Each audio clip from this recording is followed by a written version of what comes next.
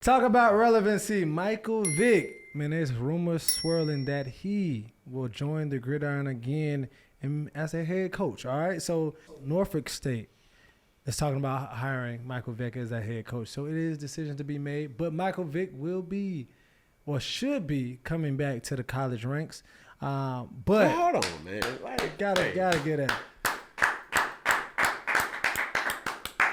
That's what's up. That's big though. So like Cam, you starting to see obviously players before have, like, you got your Dion, Eddie George, Ed Reed going back to HBCUs. If he did go to Norfolk State, like, what would that be like? Like, you know, him being named, former player being named a coach. Like, do you see the floodgates for first time coaches, former players getting these? This is why it's so important for people to do right by their opportunity.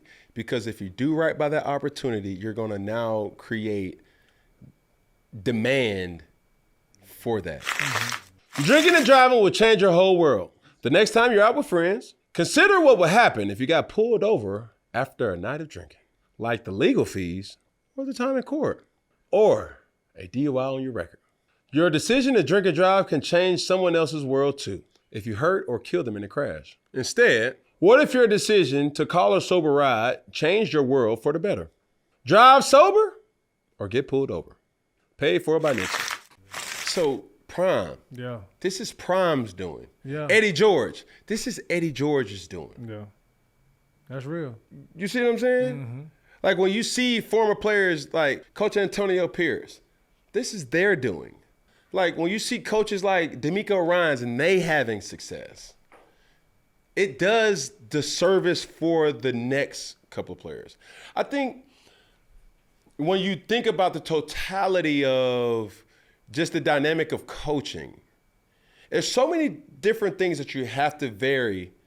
And one of those things is relatability. I can see Michael Vick going to Norfolk State.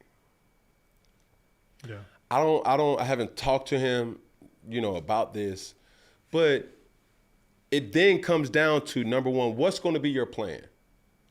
The same as Belichick. What's going to be the plan? Who's going to execute that plan, which goes to coaching? Who are you going to hire? Are they going to do a great job? Are your coaches really in it with you, or they're looking at this as a resume filler? Because coaches this is what's not talked about. Talk to him. How many top tier coaches just came to coach up under Nick Saban just to say that they coached up under Nick Saban? Yeah. There's a lot. Resume fillers. For sure. How many coaches coached up under Bill Belichick just to say that they coached up under Bill Belichick? Resume fillers. That's the game, though. Once you're an iconic, impactful coach, coaches want to learn up under you. Like, well, how do you lead your team meeting? How do you get your guys going? How do you handle defeat? How do you handle success? How do you do the how do you do? So for Vic, a first-time coach, did he coach in high school? Did he coach in college? Has he ever been a quarterback coach anywhere? And this is the head coach. This is the head coach. This is Deion started, high school and big leagues. Yeah. So there's no doubt in my mind that he has the capabilities of doing it, but what's your plan? Because coaches take that into consideration. It's like, hold on, Vic, I fuck with you as a player, but as a coach, you say you don't want to practice? Coach, we need to practice. Yeah. You say you don't want to hit? Coach, we're not hitting to punish the players. We playing full pads. We're practicing the full pads to polish up the fundamentals. Yeah, these are dog days at the camp. These are dog days in the season. Yeah, we're coming off a loss and everybody, we need to change them around. Yeah, that's where the discernment of the coach. You say you want to start this player?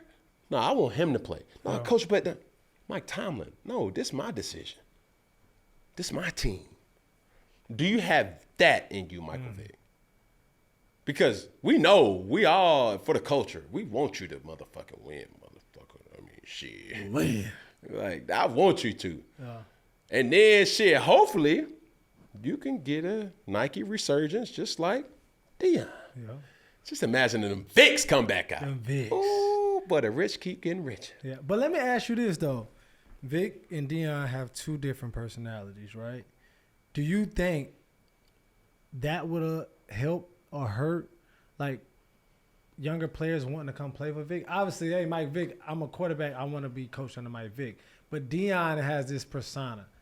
You know what I'm saying? Like this he's in media out. He's always out there, some way, shape, or form. Mm-hmm. Even now as a coach, he still has a show that he has out now. Yeah. So it's like, with that, do you think that would help or hurt like Vic, since he's not as public as, you know, Deion, like with his recruiting and the type of talent that he's getting there? I don't know. Mm-hmm. And it's because that's the same thing. But this is what goes back to the young players, but also Devondre Campbell. Like he has a blemish on his resume. Mm-hmm. You feel me? Like, certain things people don't forget. And that's why I'm saying to myself, like, Vic,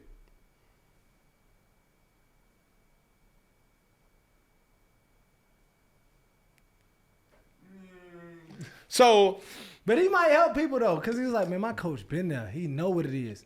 Yeah. He relate to me. He know where I come from. We come from the same place. Understood though. But that's why it's not sustaining success for Michael Vick, because I have no doubt that he can. My question is, does he get the support that he needs early? Because he has nothing to go off of. People are going to take a risk to go work with him. People are going to take a risk to get recruited by him, and it go. I'm just throwing everything out there that could be of concern for. And that's the same thing with Deion when he came. You know what I'm saying? Risk. Even with Belichick, Belichick has those same things. It's like, how the fuck can Belichick coach a high school recruit? Yeah. But he has a plan. Now, Belichick is going to get more grace than Vic. Yeah, we know that. Know that. Because of the resume. Yeah. So that's all I'm saying. Do I think he can recruit? Hell yeah, yes.